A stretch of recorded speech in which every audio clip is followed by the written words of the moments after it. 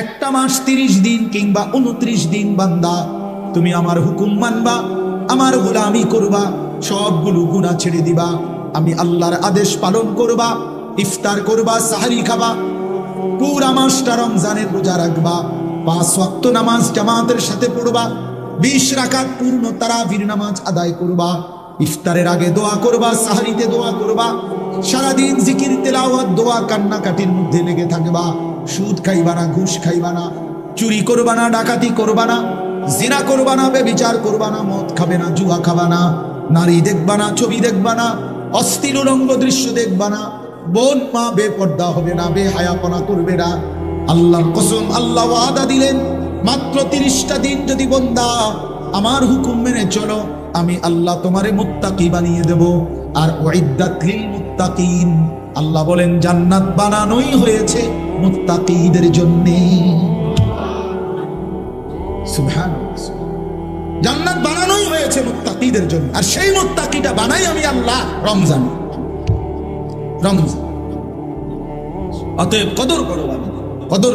ইয়া আইয়ুহাল্লাযীনা আমানু, হে ঈমানদার বলে আল্লাহ যেন পাসপোর্ট দিছে, ঈমানের পাসপোর্টটা দাও, রমজান মাসটা কদর করো। আল্লাহ যেন বলতেছে বান্দা 30টা দিন, 31 দিনে লাগবে না, 30 দিনে ভিসা কইলাম, এটাই সই।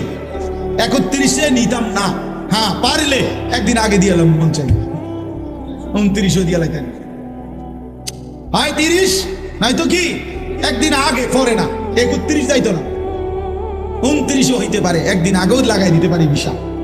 এ আল্লাহ বলেন রমজানের চাঁদ উঠলে ইমানের পাসপোর্ট জমা দিবা, আর ঈদের চাঁদ উঠলে আমি আল্লাহ তোমার পাসপোর্ট ইমানে তাকওয়ার ভিসা লাগাইয়া তোমার ঈদের দিনে জান্নাতের ফ্লাইট। মজার বিষয় শুনেন, এই জন্য হাদিসে আছে কোন ইমানদার রোজাদার রমজান মাসে যখন হক আদায় করে, আল্লাহর হুকুম পালন করে সবগুলো, তখন ঈদের দিন আল্লাহ ফেরেশতাদেরকে জিজ্ঞেস করে, হাদিসে আছে যে ফেরেশতারা বলো তো, কোন শ্রমিক তার মালিকের কর্ম হুকুম, তার মালিকের পক্ষ থেকে অর্পিত দায়িত্ব যদি 100 পূর্ণ করে, তাহলে তার মজুরি পারিশ্রমিক কি হওয়া উচিত?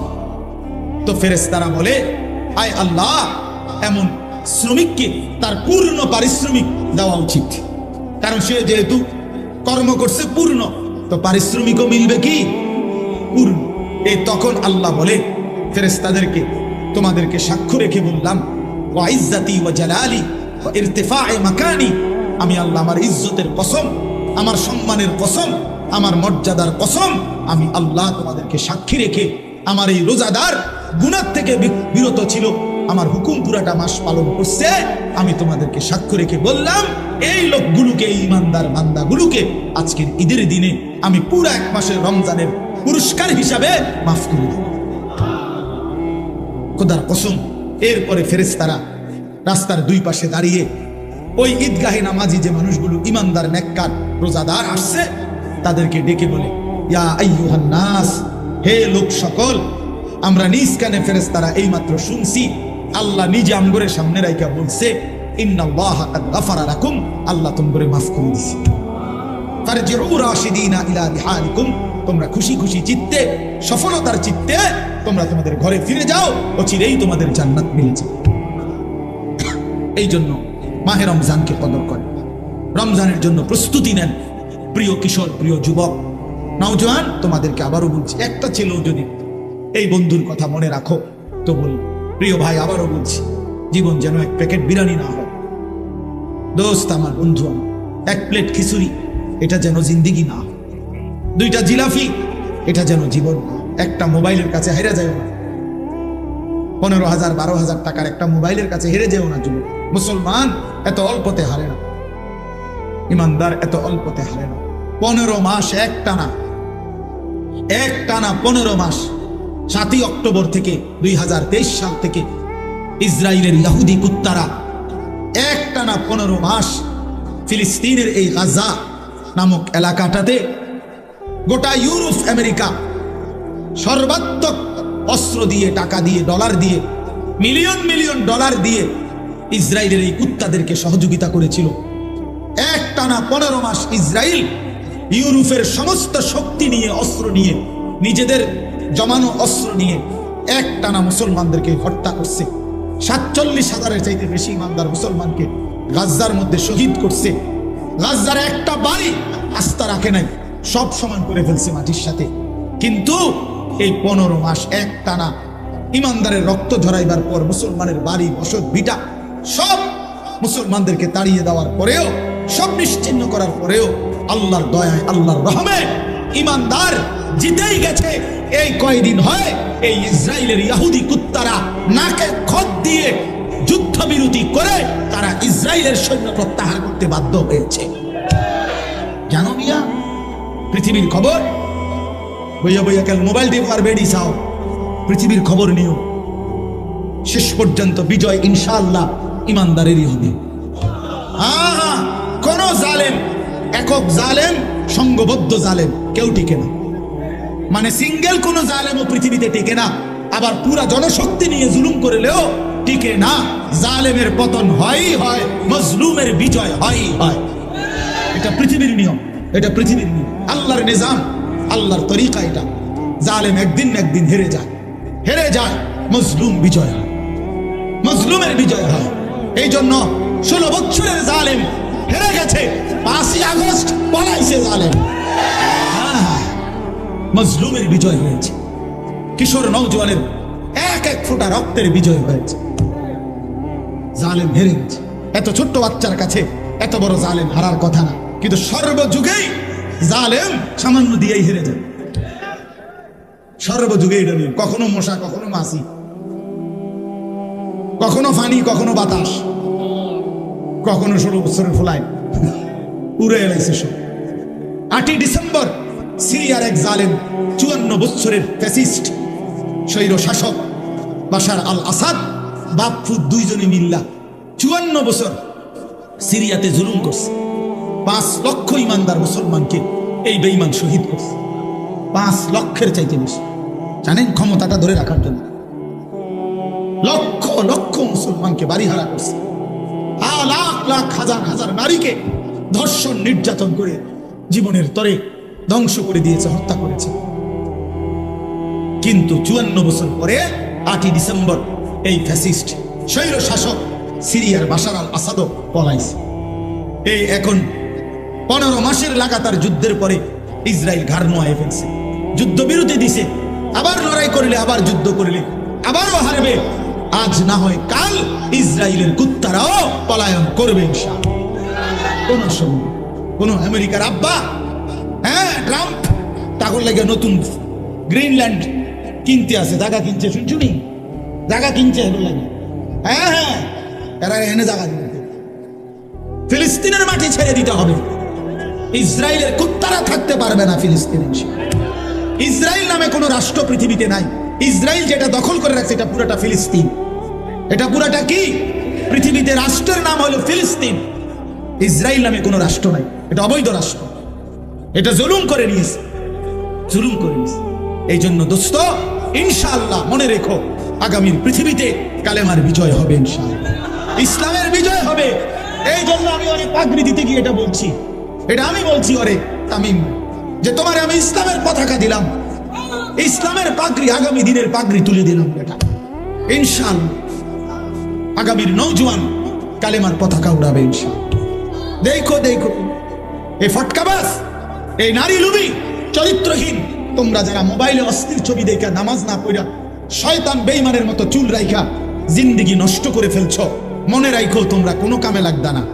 এই বন্ধুর কথা মনে রাখো, বাত আর পেশাব পায়খানা ছাড়া আর কোনো কামে লাগবে না। মনে রাখো আমার নাম আনিসুর রহমান, মনে রাখো ইনশাআল্লাহ কদর থাকবে ইমানদারের, কদর থাকবে সেজদাওয়ালার। এই ফালতুদের দিন খুব দ্রুতই বন্ধ হয়ে আসছে। এই জন্য আমরা ইনশাআল্লাহ সবাই নিয়ত করি, আগত রমজান, মাহে রমজানকে সামনে রেখে আমরা আমাদের জীবন সাজাবো। ঠিক আছে নোয়া? বলেন ইনশাআল্লাহ, সবাই বলেন ইনশাআল্লাহ। নওজোয়ান তোমরা আলাদা বলো ইনশাআল্লাহ, দাঁড়ায় বলো নওজোয়ান ইনশাআল্লাহ। নওজোয়ানরা দাঁড়াও, বয়স্করা দাঁড়ায় না, নওজোয়ানরা দাঁড়াও ইনশাআল্লাহ। আল্লাহ কবুল করেন, আল্লাহ কবুল করেন।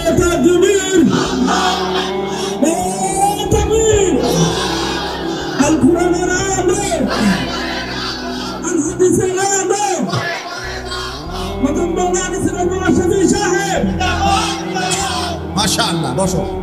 আজকে চাচা শুনেন ভাই, এই আমি ওইদিকে এক জায়গায় মাহফিলে গেছি আজকে, তো যুবকদের একটা সংগঠনের উদ্যোগে মাহফিল, মাগরিব বাদ যেখানে বয়ান। তা আপনার মতো বয়সী একজন বয়স্ক মানুষ, ওই গ্রামের মান্যগণ্য লোক, উনি মাইকে বক্তব্য দিছে আমার বয়ানের আগে 5 মিনিট। তো উনি একটা সুন্দর কথা বলছে, শোনো, আশ্চর্য।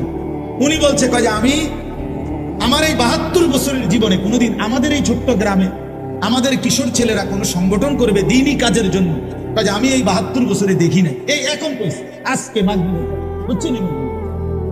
তখন আমি বললাম, দেখেন, এটাই ইনশাআল্লাহ প্রমাণ করে বাংলাদেশের প্রতিটা গলিতে গলিতে মুসলমানের কিশোর তরুণ যুবক আল্লাহর দিকে ফিরতেছে। এটা প্রমাণ।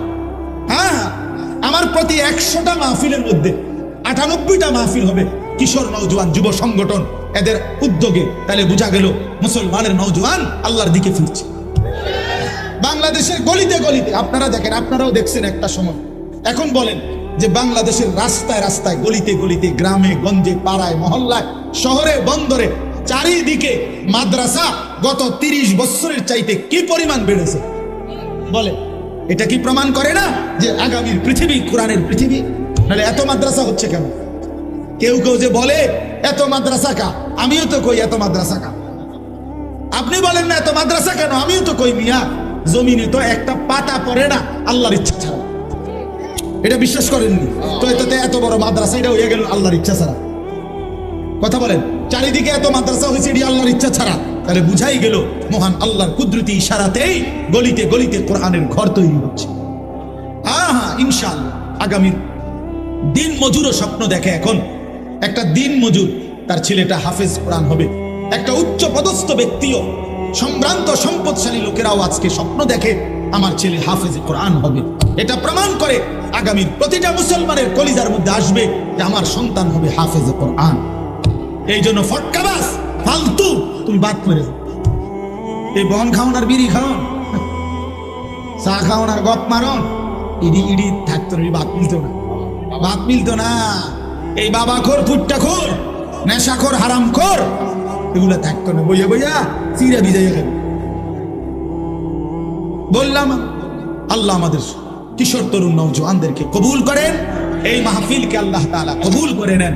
এই জাহেরা খাতুন ইসলামিয়া হাফিজিয়া নুরানি মাদ্রাসা বড় স্বপ্নের মাদ্রাসা, ও সেই বাড়ির ভিতর থেকে শুরু হয়ে আজকে পর্যন্ত এতটুকু হয়েছে।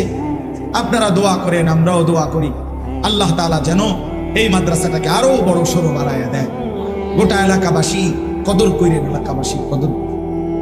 আরবিতে, উর্দুতে একটা কথা বলে, কদরে নিয়ামত বাদে জাওয়াল। নিয়ামত চলে গেলে নিয়ামতের কদর মনে পড়ে। ওই যে আমগো দেশে কয়, দাঁত থাকিতে দাঁতের মর্যাদা বোঝে না, চোখ থাকিতে চোখের মর্যাদা বোঝে না। আজ তো আছে, চলতেছে। হ্যাঁ, এজন্য ষড়যন্ত্র করেন না, শত্রুতা করেন না, বিরোধিতা করেন না, বদনাম করেন না, বরং পক্ষে থাইকেন। বলেন ইনশাআল্লাহ। মাদ্রাসার ওস্তাদদেরকে মহব্বত করেন, তুচ্ছ তাচ্ছিল্য করেন না। মাদ্রাসার কোন শিক্ষক, আপনাদের জীবনে যেমন কিছু ভুল ত্রুটি থাকতে পারে, তো একজন মাদ্রাসার শিক্ষক ছাত্র তাদেরও কিছু ভুল ত্রুটি থাকতে পারে, ঠিক কিনা বলেন না? দুনিয়া পুরাটা একদম শুদ্ধ, তাইলে বিচার হাজার হইব হাসরের ময়দানে কীর্তন। এই জন্য ভুল ত্রুটি থাকবেই, আগলাইয়া নিবেন, মহব্বত করবেন, পরামর্শ দিয়ে আগলাইয়া নিবেন, সামলাইয়া নিবেন। আল্লাহ তাআলা আমার বাপ চাচা মুরব্বী সকলকে আল্লাহ ভালো করেন। কিশোর নওজোয়ান তোমাদেরকে আল্লাহ তাআলা দিনদার হিসাবে কবুল করে নেন। আল্লাহ তাআলা এই মাদ্রাসায় বরকত দান করেন। আমিন।